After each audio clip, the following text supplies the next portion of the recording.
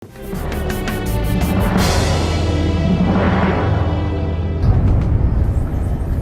akan menuju ke rumah dari saudara Muhammad Alwi, salah satu dari dua nelayan yang baru saja ditangkap ya pada tanggal 13 November 2019 dengan dugaan dan tuduhan melakukan pengerusakan dan perbuatan yang melanggar hukum melawan PT Kukuh Mandiri, anak perusahaan dari PT Agung Sedayu.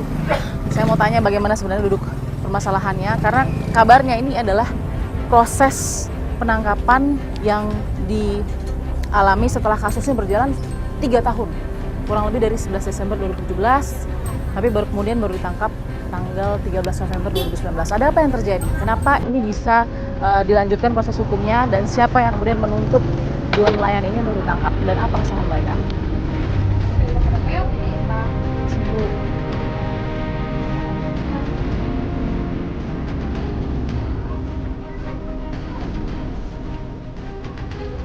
Assalamualaikum, Ibu Fatia sama Mbak PH. Oh, saya Balkis, Bu Fatia dari Fakta TV One. Boleh ngobrol sebentar, Bu? Boleh, kita ngobrol sebentar, Bu, di sini, Bu. Ini ya, pertama turut prihatin juga ya Bu Fatia ya sama Mbak PH, kondisi kemarin tanggal 13 November 2019.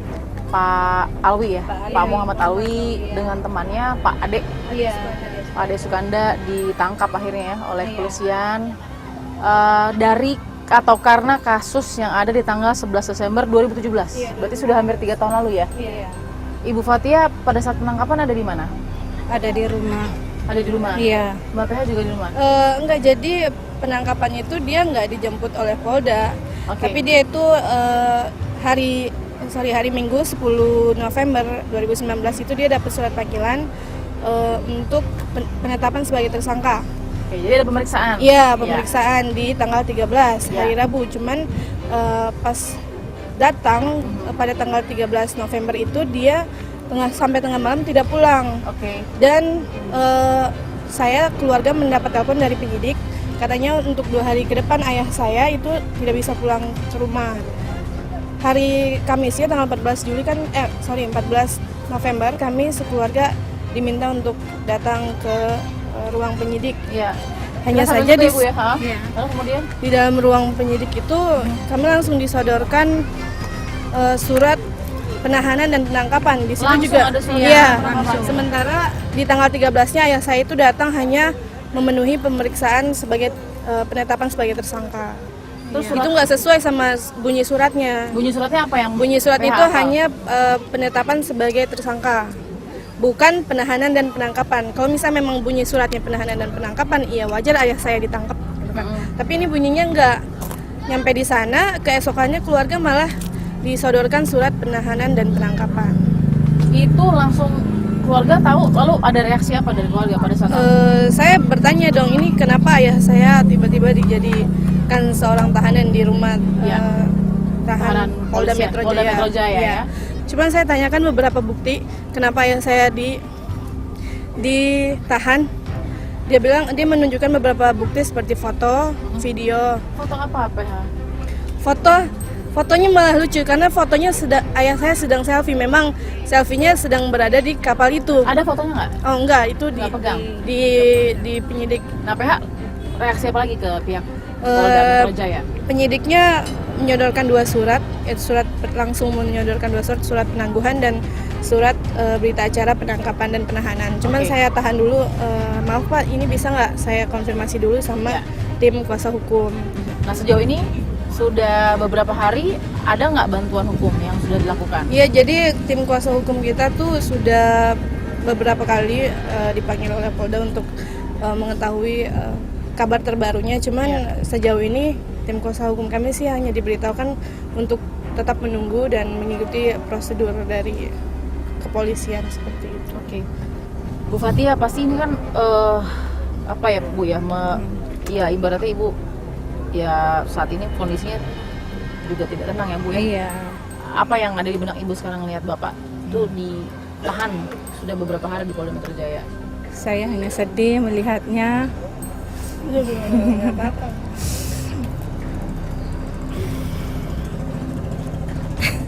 nggak nyangka aja saya Mbak. Bapak bisa ditahan begitu. Soalnya dia nggak bersalah. Dia hanya dituduh. Oke, ini kan proses masih jalan ya. Meskipun berat pasti untuk Ibu Fathia dan juga PH. Karena konsentrasi juga sebenarnya gimana caranya mata pencarian jalan terus di laut ya Bu ya. Nah, memang selama 2015 reklamasi ada sampai 2019 ini yang terganggu dan dirasa amat mengganggu, bagaimana sih Bu Fathia? Mungkin Bu Fathia bisa berbagi. Sering nggak ada keluhan ke Ibu langsung? Sering. Sering. Apa biasanya yang dikeluhkan Bapak kalau habis melaut begitu?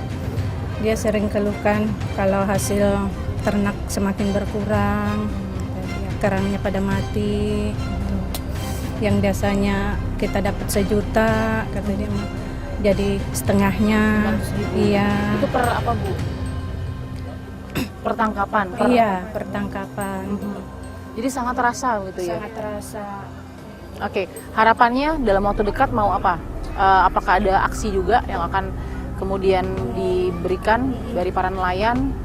Harapan kita sih untuk sejauh ini dalam waktu dekat maunya ayah dibebaskan segera Nah, mungkin. caranya gimana PH yang diharapkan? Pakai bantuan hukum? Ada biaya, ada akses, ada nggak PH? Bagaimana? Kita ingin tahu gitu nih, biar orang juga masyarakat tahu kan perjuangan masyarakat nelayan bagaimana kalau sudah ada yang ditangkap, ada nggak bantuan hukum? Itu kan biayanya juga nggak Ya, sedikit kita begitu juga dibantu sama tim hukum yang memang memiliki hati nurani membantu kami tanpa meminta biaya. Alhamdulillah seperti itu ya. Baik ya. Dengan keyakinan ini mudah-mudahan ada jalan terang Iya. untuk kasus Pak Alwi ya, dan juga Pak Ade ya sebagai teman dari Pak Alwi, dan mudah-mudahan masyarakat nelayan juga dilindungi hak-haknya seperti janji yang sudah kita dengar. Ini kan banyak janji nih. Nah, kita juga berharap janji-janji ini bisa ditepati gitu ya. Baik, terima kasih ya PH ya, sabar terus Ibu Fathia juga sabar terus, semoga selalu kuat ya. Kita akan lihat lagi bagaimana sebenarnya dulu permasalahan. Apakah benar para nelayan pada saat 11 Desember 2017 lalu yang tadinya hanya mempunyai niat untuk protes, membawa sekitar 40 perahu nelayannya, benar-benar hanya ingin protes dan meminta musyawarah untuk terjadi, atau memang ada dugaan-dugaan oknum atau mungkin ada provokator dalam dugaan pengrusakan dan ancaman yang terjadi di kapal Hayin vendor yang digunakan oleh PT Kukuh Mandiri. Kita akan temukan fakta berikutnya.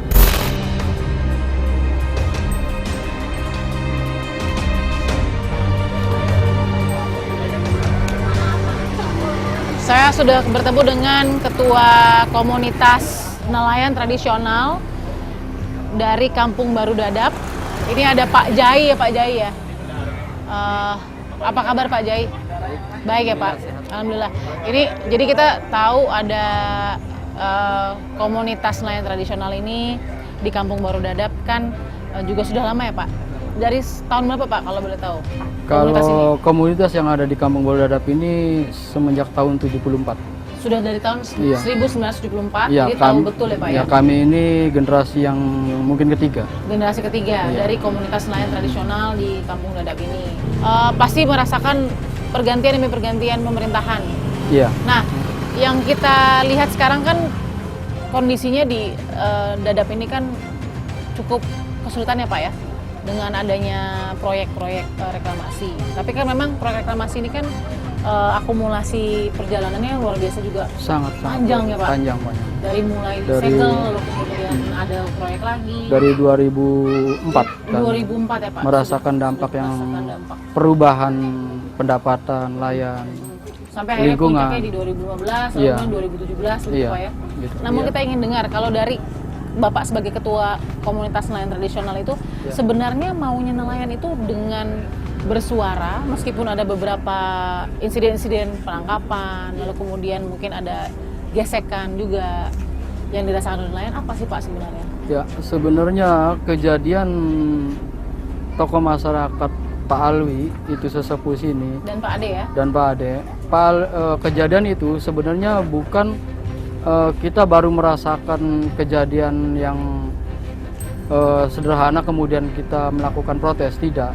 Memang ketika adanya sebuah pembangunan di mana masyarakat Dadap, nelayan Dadap ini mencarinya di Teluk Jakarta, yang sekarang diuruk menjadi pulau, itu sebenarnya adalah tempat kami mencari ikan mencari udang, mencari cumi, bahkan banyak ternak-ternak nelayan dadap itu ada di situ. Dan sekarang apakah hanya karena kami tidak mempunyai sertifikat laut sehingga kami diusir begitu saja dan sekarang diperuntukkan untuk kepentingan apa yang bukan kepentingan kami? Tetapi terlepas dari itu, kami juga tidak menentang atau tidak anti dalam pembangunan kalau memang itu ada manfaatnya buat nelayan. Paling minimalnya tidak berdampak kerugian kepada nelayan. Di mana saat proyek berjalan saja, yang biasanya kami tenang menjala ikan, memancing di situ, ternyata dengan kegiatan mereka yang kami juga tidak paham itu membangun apa, banyak ternak-ternak kami yang mati belum saat panen. Sebelum kejadian teman-teman itu saya katakan bukan aksi, tapi menyambangi kapal yang bekerja, itu sebelumnya ada bahwa kami masyarakat nelayan mohon diselesaikan dulu apa yang menjadi kerugian-kerugian kami untuk tidak dilanjutkan pekerjaan. Tetapi belum 1 minggu mereka sudah bekerja kembali. Maka dengan spontan kami sepulangnya dari laut, teman-teman mencoba menyambangi kembali di sana. Ternyata ketika kami sampai di sana, di lokasi proyek sudah ada sekelompok orang, saya katakan itu preman, yang mengusir kami dengan keras.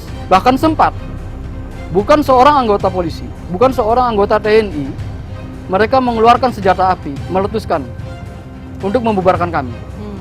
Di situ mungkin kami akui terjadi beberapa hal yang tidak disengaja, seperti terinjaknya pot bunga, ya tergelimpangnya pot bunga, tetapi tidak ada pengerusakan sama sekali. Apalagi yang dilakukan oleh orang tua kami nama Pak Alwi, tidak ada. Sama sekali tidak ada. Bapak-bapak bagaimana tahu Pak Alwi dan juga Pak Ade saat ini sudah beberapa hari ditahan begitu Pak? Kira-kira apakah akan terus memberikan dukungannya? Apakah akan ke Polda Metro Jaya juga memberikan dukungannya? Atau bagaimana yang mau dilakukan? Dengan kekuatan dan usaha yang ada, kira-kira gimana Pak? Apakah mau akan terus mendukung? Semua gitu? akan mendukung semua ya Bapak-Bapak ya? Bapak-bapak? Ya, mendukung semua. Dengan keinginan bebaskan Pak Alwi tanpa syarat. Nggak merasa takut Pak atau nggak merasa terancam juga malah jadi giliran berikutnya? Saya nggak takut-takutin Pak, tapi kita tahu kan bagaimana kita nggak bisa tebak apa yang terjadi ya Pak. Ya ketimbang Pak Alwi sendiri yang ditahan, mendingan kita semua bareng-bareng ada di sana. Iya. Karena perjuangan Pak Alwi bukan secara pribadi, tetapi Pak Alwi membela masyarakat sekampung ini bukan di laut saja sempat usaha, tapi di darat juga. Karena kita terancam semua. Begitu ya Bapak-bapak ya. Makasih Pak Jai ya sudah memberikan waktunya bersama dengan Bapak-bapak di sini sebagai komunitas nelayan tradisional di Kampung Baru Dadap. Itu tadi curahan hati atau paling tidak suara yang dikemukakan. Mungkin saat ini agak jarang dan jauh terdengar ya Pak oleh masyarakat. Mudah-mudahan terdengar dengan baik dan ada pihak-pihak yang bisa menjadi ruang tengah. Semoga juga TV One menjadi jembatan kami buat berjuang, menyampaikan dan Insya Allah. bersiar. Amin insya Allah. Kita akan ketemu lagi fakta berikutnya.